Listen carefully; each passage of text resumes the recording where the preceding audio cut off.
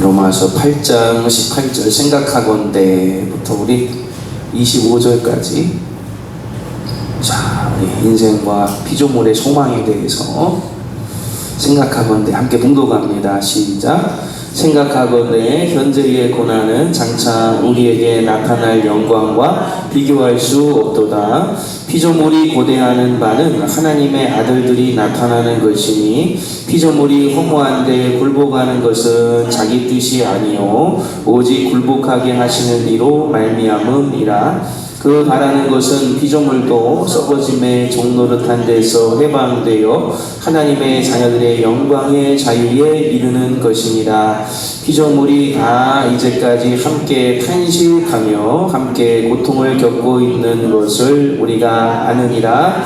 그뿐 아니라 또한 우리 곧 성령의 처음 익은 열매를 받은 우리까지도 속으로 탄식하여 양자될 것 곧 우리 몸의 속량을 기다리느니라. 우리가 소망으로 구원을 얻었음에 보이는 소망이 아니니 보는 것을 누가 바라리요. 만일 우리가 보지 못하는 것을 바라면 참음으로 기다릴지니라. 아멘. 하나님의 말씀입니다. 우리가 고난을 이겨내고 어려움을 이겨내는데 참 은혜가 되는 말씀들이 많이 있지만 참 오늘 이 18절의 말씀처럼 현재 우리가 당하는 고난은 우리가 얻을 영광에 비하면 정말 아무것도 아니다 만큼 우리에게 큰 소망을 주는 그런 말씀도 없는 것 같아요. 근데 참 어렸을 때 저는 그런 생각을 했었습니다. 우리 키우는 대대로 기르는 강아지가 있었어요. 아롱이, 다롱이, 재롱이라고 3대 동안 기르고서 더 이상 마음이 아파서 못 기르시더라고요. 어머니가. 그래서 강아지를 그만 기르다가 또 어느 날 또 가보니까 갑자기 또 고양이를 기르고 계시던데 그런 생각을 했습니다. 어렸을 때. 사랑하는 아롱이, 다롱이, 재롱이가 3대에 묻혀서 우리 집에서 요크션가 시추가 살았었는데요. 그 녀석들이 먼저 죽잖아요. 근데 천국에 가면 그 녀석들을 볼 수 있나? 뭐 그런 생각을 좀 해봤던 적이 있었습니다. 그러다가 이제 신학을 공부하고 그런 영혼에 대한 것들도 이제 공부를 하다 보니까 아 그렇구나. 생물들은 그렇지 않았고 또 그게 그렇게 가서 못 보는 게 아쉬운 것도 아닐 거다. 그런 생각이 들더라고요. 여기에서와 천국에서의 개념은 매우 다른 거니까. 그럼 피조물들은 뭐냐? 피조물들은 보니까 하나님께서 창조하시고 우리를 위해 창조하시고 우리에게 맡겨주셨는데 이 녀석들이 우리가 아담이 하와가 인생이 범죄함으로 말미암아 함께 고난 가운데 있고 탄식하며 하나님의 속량을 기다린다라는 표현이 오늘 말씀에도 나오더라고요.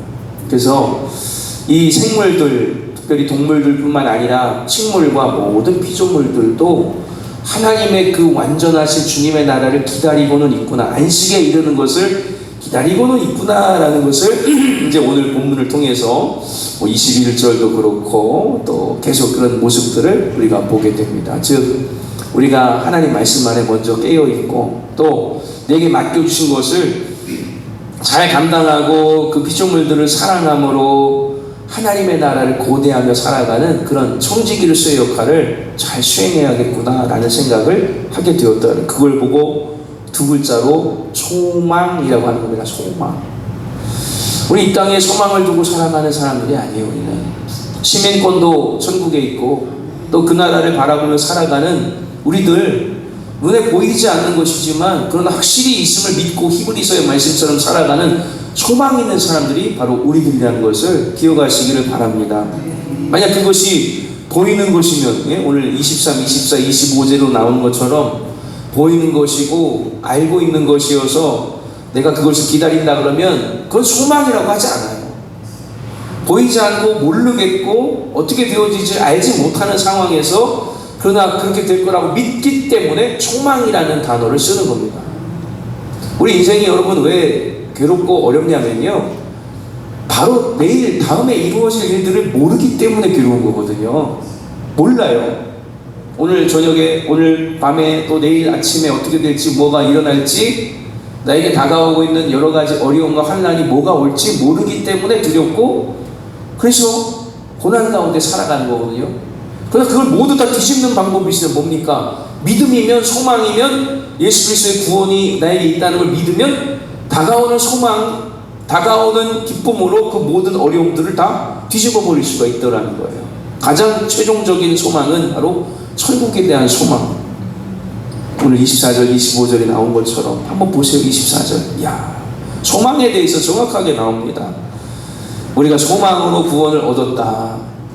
보이는 것이 소망하는 건 소망이 아니다. 보이지 못하는 것, 히브리서 11장처럼 알지 못하면서도 될 것이라 믿고 주님이 이루셨음에 나도 부활시킬 것을 믿는 그런 믿음, 그런 소망으로 구원 얻은 것이다.